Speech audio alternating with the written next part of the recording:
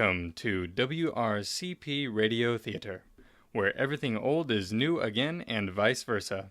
Tonight's production, Stak. We open in the kid-friendly office of Doctor Jane Bigelow, child psychiatrist.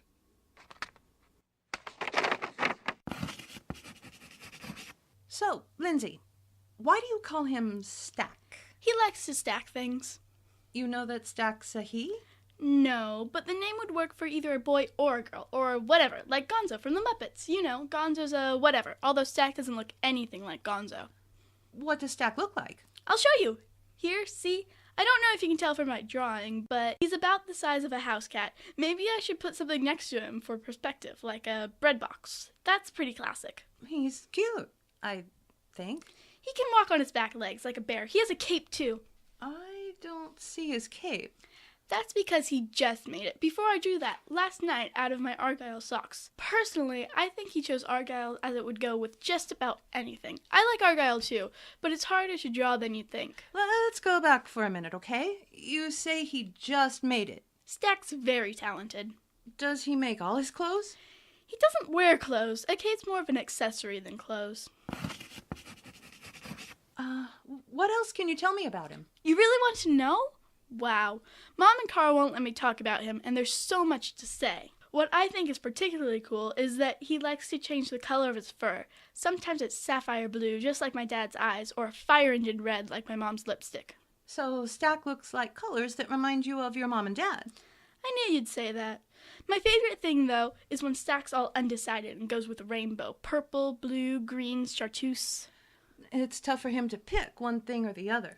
There's so many to choose from. Lindsey, how long have your mom and dad been divorced? 2 years, 6 months. Officially. And when did you first meet Stak?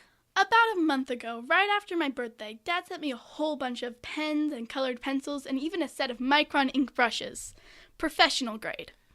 Your dad couldn't come to your birthday? Oh, that must have made you feel pretty sad. Not really. Not really? He Skyped me from his book signing, and when he got back, we went to Six Flags and had pizza. Have you ever read the Fuzzy G series? My dad draws the pictures. I have, actually. I like them. You're kidding! I've never met a grown-up who reads kids' books. Mom says kids' books are for kids, and adults who read them have disorders. Do you have a disorder?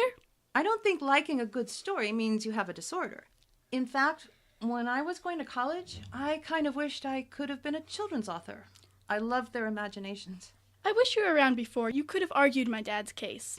Did your parents argue a lot? Constantly.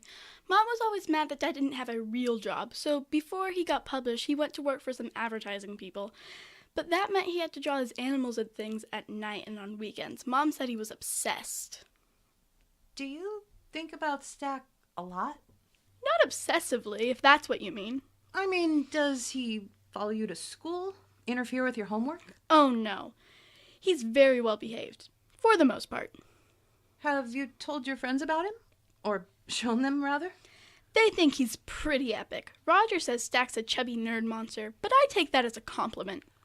I was wondering how often you think about Stak, because some of your teachers, they say you have a little trouble concentrating in class. Really? I thought they say I'd have a lot of trouble, but that's not Stak's fault. School is boring, you know that. You went to college. Why didn't you ever write a kid's book like you wanted? My parents said that as long as they were paying for it, I'd take their courses, not mine.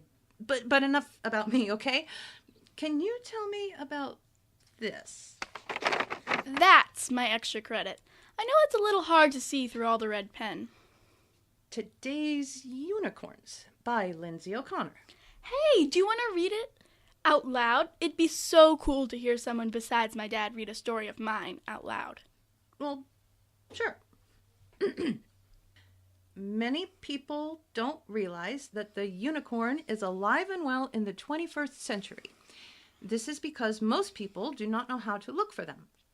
Today's unicorn can be identified very simply by observing the modern horse, or Equus ferus, that have a star in the middle of their foreheads. They are direct descendants of the unicorn, as this is where their horn once was. Was this for English creative writing? Science. We had to find an example of evolution. Did Stak suggest you write this? Just the opposite. Stak thought it might get me in trouble. I see. You're sure writing a lot. Just making some notes. About me or about Stak? A little of both. You're going to write me a prescription, aren't you? Lindsey, this is our first session. It's a little early for me to decide what you need. I don't need anything. Why does everyone think imaginations need prescriptions? But you're saying Stak isn't imaginary. He isn't, but he had to start somewhere, just like Fuzzy G or The Cat in the Hat. How sad would it be if they medicated Dr. Seuss? I don't think Dr. Seuss ever really saw a 6-foot cat. Are you sure? Of course I'm sure. I had an imaginary friend too, just so you know. Her name was Francie. Part person, part fairy. She was purple. But I knew she wasn't real. She was for a while, though, right? I thought so, but then I realized she was just pretend. Oh, I'm sorry. Your mom made you see a doctor too, huh? Lindsey... Seriously, though, don't you think E.B. White saw real spiders and mice? If his mom made him see a doctor, there wouldn't be a Charlotte or a Stuart Little. Those are stories based on real-life things. Spiders, mice, rabbits, monkeys, they're all real. Stak just can't be. Why not? Because he's pretend. He lives in your mind, which is fine, but that's all. Stak is an imaginary friend. He doesn't really exist. Darn it. I thought you were going to be different. Different than who? Than everybody who has to see something to believe it. If you can't see it, then it doesn't exist. But you see this, don't you? Well, that's different. It's a picture. A good picture, but just a picture. Like unicorns, right? There's lots of pictures of them in movies and books, greeting cards, but unicorns aren't real either. Of course they are, just not right now. Not right now? That's why some horses have stars on their heads. They're like a biological bookmark. You read my report. I bet my report is why my mom's making me see you. Your mom is just a little worried about you. My dad isn't. And I also bet he doesn't know I'm here. And I also bet my mom wants me to be on medicine, so I don't think the things I think anymore. She just wants you to be able to focus on real things. Real things. That's all right, isn't it? See them to believe them things? Exactly. Okay. Oh, Lindsey, you'll have to put the phone away. Do you remember Fuzzy G's favorite thing to do? Honey, I don't allow phones during a session. Tap dancing. And he always gets in trouble because he keeps everyone awake practicing his tap dance. Right before my dad moved out, there was all this tapping coming from his office. Mom thought it was a rat. Boy, was she surprised. Oh, your mom never said anything about that. And I have to insist Noises freak my mom out more than anything. So when Stak showed up, and like I said, he really likes to stack things, I was worried, because sometimes stacks fall over, especially pots and pans. Just look. Push play.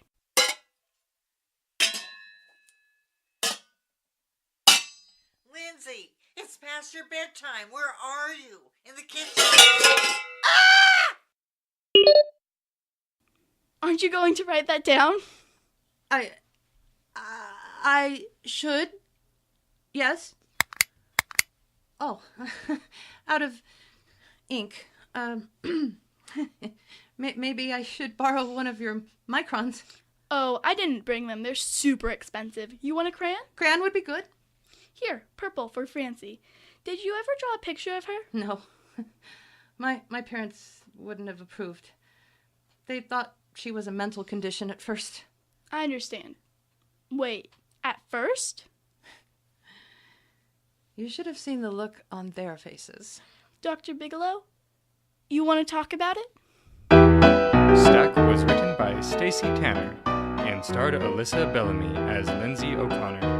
The voice of Dr. Bigelow was Stacy Tanner. For more information about Stak, please visit youthplays.com. That's YOUTH plays.com. All of us at WRCP thank you for listening, and I hope you'll tune in again next time.